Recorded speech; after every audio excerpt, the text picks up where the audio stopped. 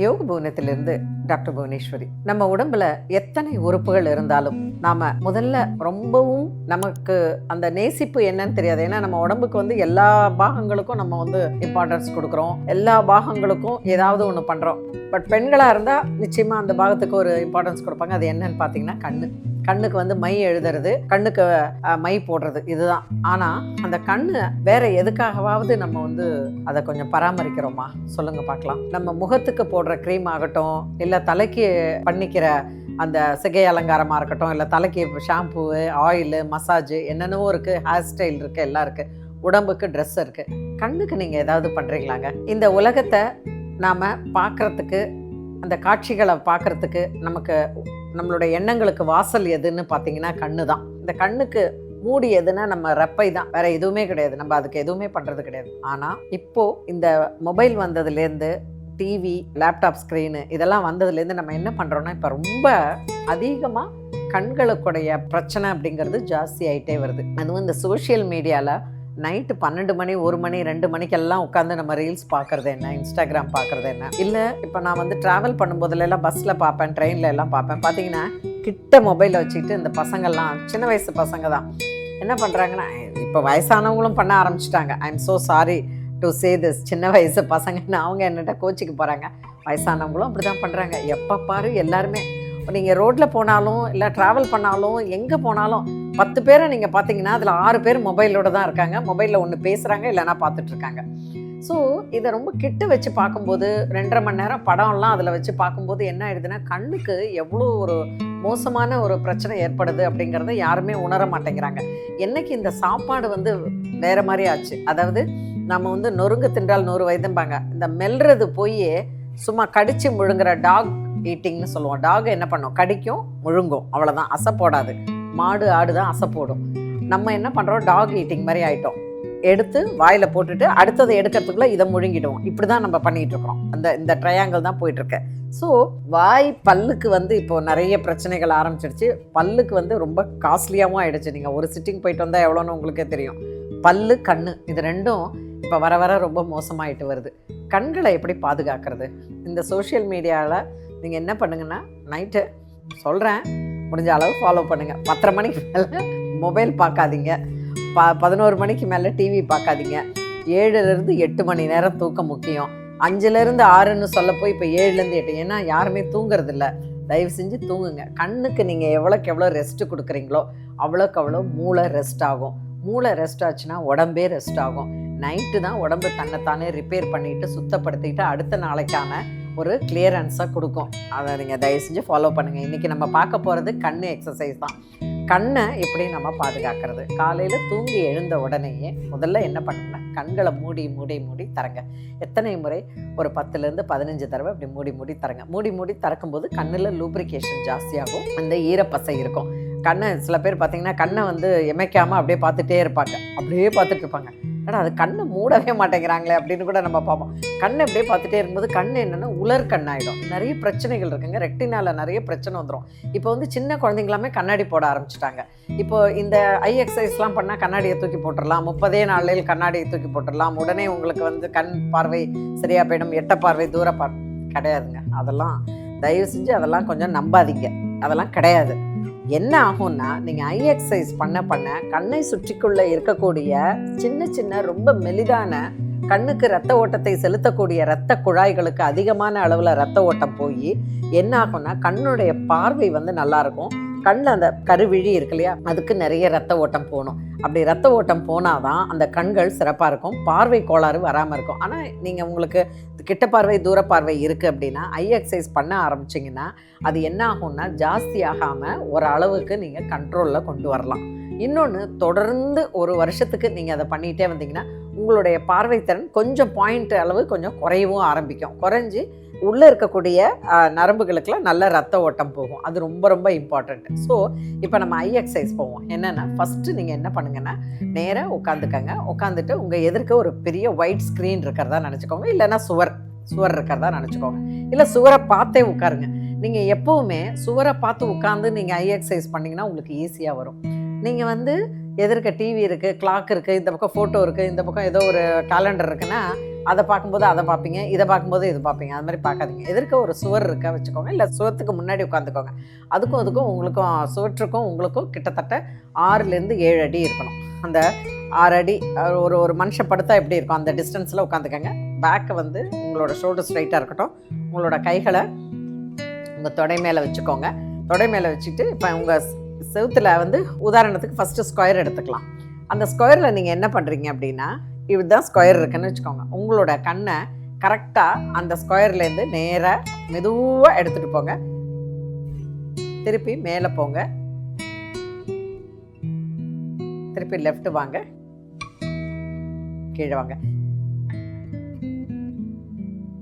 எவ்வளோ தூரம் இந்த கழுத்தை வந்து நீங்கள் வந்து கழுத்தை திருப்பக்கூடாது. இப்படியே போயிட்டு இப்படியே இது வந்து நெக் எக்ஸசைஸ் ஆகிடும், ஐ எக்ஸசைஸ் ஆகாது. ஐ எக்ஸசைஸ்னால் என்னென்னா ஸ்ட்ரெயிட்டாக உட்காந்துட்டு உங்களுடைய இந்த கார்னர் இருக்கு இல்லையா, இந்த கார்னரில் இப்போ லெஃப்ட்லேருந்து ஒரு கோடு இழுத்திங்கன்னா எப்படி வரும், ஒரு ஸ்கேலால் ஒரு கோடு இழுக்கிறீங்க அப்படின்னா எப்படி இழுப்பீங்க, அப்படியே ஸ்ட்ரெயிட்டாக வரீங்க. திருப்பி இங்கே ரைட்லேருந்து அப்படியே மெதுவாக மேலே போகிறீங்க. மேலே போயிட்டு அங்கேருந்து பொறுமையாக லெஃப்ட் வரீங்க, லெஃப்ட்லேருந்து கீழே வரீங்க. அவ்வளோதான். எத்தனை முறை? 5 முறை பண்ணணுங்க. ஒரு ஸ்கொயரை வந்து நீங்கள் பார்க்குறீங்க, லெஃப்ட்லேருந்து ரைட்டு, ரைட்லேருந்து அப்புலேருந்து லெஃப்ட்டு, லெஃப்ட்லேருந்து ரைட்டு. அவ்வளோதான். இப்போ நீங்கள் அடுத்தது என்ன பண்ணுறீங்க, இது மாதிரி ஒரு 5 தடவை நீங்கள் அந்த மாதிரி பார்க்கணும். அடுத்தது ஒரு ரெக்டாங்கிள் இருக்குது, ஒரு செவ்வக வடிவம் இருக்குதுன்னு வச்சுக்கோங்க. ஒரு பென்சிலால் ஒரு செவ்வக வடிவம் ஒரு போடுறீங்க, ஒரு செங்கல் மாதிரி ஒரு செவ்வக வடிவம் போடுறீங்க. அப்போ என்ன பண்ணணும், இந்த கழுத்தை இப்படி திருப்பாமல் பொறுமையாக இந்த லெஃப்ட்லேருந்து மெதுவாக கண்ணை மட்டும் எடுத்துகிட்டு போகிறீங்க. திருப்பி கீழேந்து மேலே போகிறீங்க, அப்புறம் மேலேருந்து அப்படியே லெஃப்ட் போகிறீங்க, லெஃப்ட்லேருந்து அப்படியே கீழே வரீங்க, அப்பர் லெஃப்ட்டு, திருப்பி டவுன் லெஃப்ட்டு, திருப்பி மெதுவாக அப்படியே கோடு போடுறீங்க, அப்புறம் அப்படியே மேலே போகிறீங்க, திருப்பி அப்படியே லெஃப்ட்டு அப் வரீங்க, திருப்பி மெதுவாக கீழே வரீங்க. அவ்வளோதாங்க. இது மாதிரி ஒரு 5 முறை. இது வந்து ரெக்டாங்கிள். அடுத்தது இப்போது ரவுண்டாக பண்ண போகிறீங்க. என்ன பண்ண போகிறீங்க அப்படின்னா, மெதுவாக ஒரு ரவுண்டு ஷேப்பாக பார்த்துக்கோங்க. இப்போ என்ன பண்ணுறீங்கன்னா, எப்போவுமே நம்ம இப்படி தான் போடுவோம். இது வந்து ரிவர்ஸ் இல்லையா, பல் தேய்க்கிறன்னு சொல்லுவாங்கள்ல, அந்த மாதிரி இதுதான் ரவுண்டு. இப்போ நீங்கள் என்ன பண்ணீங்க, லெஃப்ட்லேருந்து அப்படியே மேலே போங்க, மேலேருந்து அப்படியே ரைட்டு போங்க, ரைட்லேருந்து அப்படியே கீழே வாங்க, கீழேந்து இப்படி லெஃப்ட் போங்க, திருப்பி அப், ரைட், டவுன், லெஃப்ட், அப், ரைட், டவுன், லெஃப்ட். இப்போது இதையே ரிவர்ஸ் பண்ணணும். இப்போ பார்த்தீங்கன்னா டவுன், ரைட், அப், லெஃப்ட், டவுன், ரைட், அப், லெஃப்ட், இப்படி போகணும். இது ஒரு மெத்தடு. அதாவது ஒரு செவ்வகம் இருக்குது, ஒரு ரவுண்டு இருக்குது, ஒரு ஸ்கொயர் இருக்குதுன்னு நீங்களா. இது இல்லாத இன்னொரு மெத்தடு நான் சொல்லி கொடுக்குறது எப்படின்னா, உங்களோட ஷோல்டருக்கு நேராக கை அப்படி வச்சுக்கோங்க. இப்போது இந்த கார்னரில் நீங்கள் பார்க்கும்போது இந்த கார்னருக்கு மேலே உங்களுக்கு ஒன்றுமே தெரியக்கூடாது. அப்போனா இந்த இது வச்சுக்கோங்க, இந்த அளவு வச்சுக்கோங்க. இதுதான் உங்களோட அளவு. ஷோல்டருக்கு நேராக வச்சுக்கோங்க. நேராக வச்சுட்டு கழுத்தை குனியவும் கூடாது, நிமிரவும் கூடாது. கரெக்டாக இந்த இடத்துல உங்களோட கண்ணனுடைய இங்கேருந்து இந்த எட்ஜு உங்கள் கட்டை விரல பாருங்கள். ரைட்டு, அப்படியே மெதுவாக left, right, left, right, left, மெதுவாக பாருங்கள். ரைட்டில் போயிட்டு மெதுவாக ஒரு கோடு மாதிரி லெஃப்ட்டு.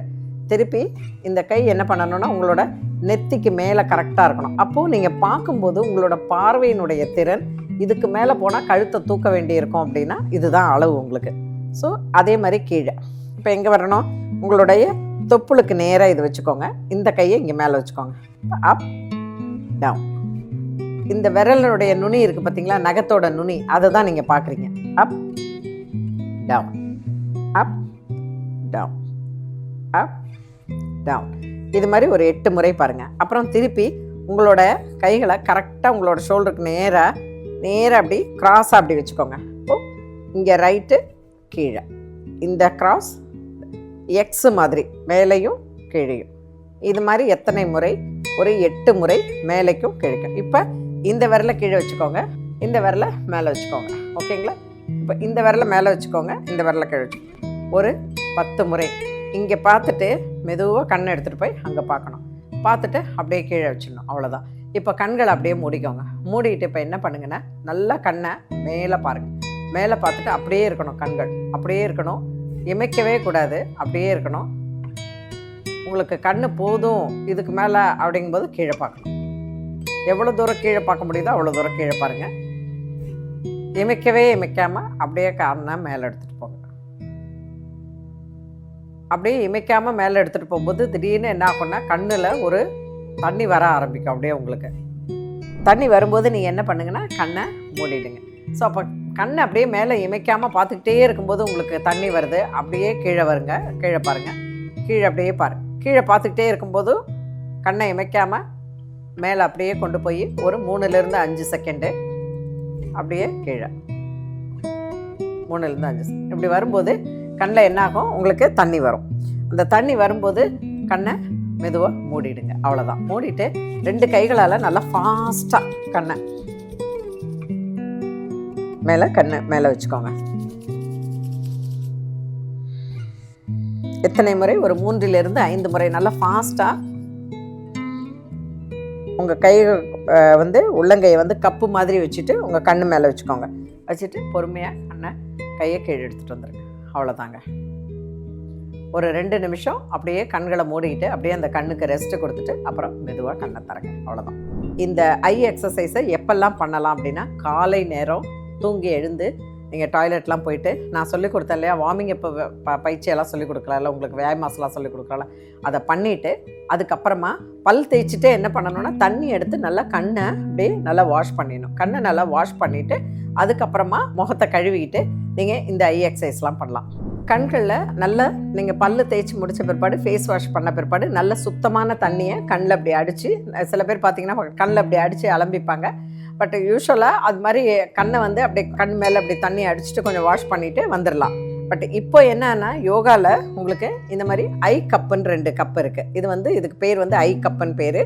இது கண் கழுவும் ஒரு கப்பு. இது எப்படின்னா பார்த்தீங்கன்னா இதனுடைய வடிவமே பார்த்தீங்கன்னா உங்களுக்கு கண்ணு மாதிரியே இருக்கும். கண்ணுடைய அந்த வடிவம் மாதிரியே இருக்கும். இதில் நல்ல சுத்தமான டிஸ்டில்டு வாட்டர் எடுத்துக்கங்க. எடுத்துகிட்டு நீங்கள் என்ன பண்ணுங்கன்னா கண்ணை இப்படி வச்சு கண்ணெல்லாம் அப்படி வச்சுக்கோங்க. அவ்வளோதான். அதே மாதிரி இந்த கண்ணிலையும் ஃபுல்லாக தண்ணி இருக்கணும். இந்த கண்ணுடைய ரெப்பைக்கு அடியில், கண்ணு உள்ளெல்லாம் வச்சிடாதீங்க, உள்ளே வச்சு குத்திக்க போகிறீங்க, அதெல்லாம் பண்ணிடாதீங்க. கண்ணை இங்கே கண்ணுக்கு கீழே இந்த இடம் இருக்குது பார்த்தீங்களா, இங்கே வச்சுக்கோங்க. இங்கே வச்சுட்டு அப்படியே கண்ணை மூடிக்கிட்டு அப்படியே இருங்க. அப்படியே இருக்கும்போது இந்த தண்ணிக்குள்ளே கண்ணை வச்சு கண்ணை ஒரு 2-3 டைம்ஸ் இந்த மாதிரி ஃப்ரண்ட் அண்ட் பேக் அப்படி பண்ணிட்டீங்கன்னா என்ன ஆகும் அப்படின்னு பார்த்தீங்கன்னா, கண்ணு ஃபுல்லாக அந்த உள்ளே இருக்கக்கூடிய தூசி இல்லை கண்ணில் அழுக்குகள்லாம் இருந்தால் வெளியில் வந்துடும். ஒரு 2-3 டைம்ஸ் இந்த மாதிரி இதை அலம்பிட்டு திருப்பி இன்னொரு தடவை அந்த மாதிரி செய்யலாம். இந்த மாதிரி ஒரு 3 தடவை இதை கழுவலாம். அதே மாதிரி vitamin A, vitamin C, vitamin E இது ரொம்ப இம்பார்ட்டண்ட்டு நம்ம உடம்புக்கு. பீட்டா கரோட்டின் எவ்வளோக்கு எவ்வளோ நீங்கள் எடுத்துக்கிறீங்களோ அவ்வளோக்கு எவ்வளோ கண்ணுக்கு ரொம்ப நல்லது. அது பார்த்திங்கன்னா உங்களுக்கு கண்ணுக்கு நிறைய கீரைகள், பழ வகைகள், கேரட்டு, பரங்கிக்காய், இதில் எல்லாம் பீட்டா கரோட்டின் நிறைய இருக்குது. ஸோ அந்த காய்கறிகளை நிறைய எடுத்துக்கோங்க. வாரத்தில் 3 நாள் கட்டாயமாக கேரட் ஜூஸ் முடிஞ்சால் குடிங்க. அது ரொம்ப நல்லது. ஸோ கேரட்டை பச்சையாக சாப்பிட்டாலும் நல்லது, இல்லை சாலடில் போட்டு சாப்பிட்டாலும் நல்லது, இல்லை ஆஃப் பாயில் பண்ணிவிட்டு அதை நீங்கள் அதில் தேங்காய் அதெல்லாம் போட்டு சாப்பிட்டாலும் நல்லது. ஸோ எவ்வளோக்கு எவ்வளோ உங்கள் கண்களை நீங்கள் பாதுகாத்துக்கிறீங்களோ அவ்வளோக்கு எவ்வளோ உங்கள் உடம்புக்கு முக்கியமான சாதனம் எதுன்னா கண்ணு தான். அதை வச்சு தான் இந்த உலகத்தையே நம்ம பார்க்குறோம், எல்லா விஷயத்தையும் அனுபவிக்கிறோம். ஸோ கண்ணை பாதுகாக்கிறதுங்கிறது ரொம்ப ரொம்ப இம்பார்ட்டன்ட். அதுக்கு இந்த பயிற்சிகள்லாம் உதவும். தினமும் பண்ணுங்கள். பயிற்சி பண்ணிங்கன்னா அதற்கான பலன் நிச்சயமாக உங்களுக்கு தெரியும். மீண்டும் சந்திப்போம். வணக்கம்.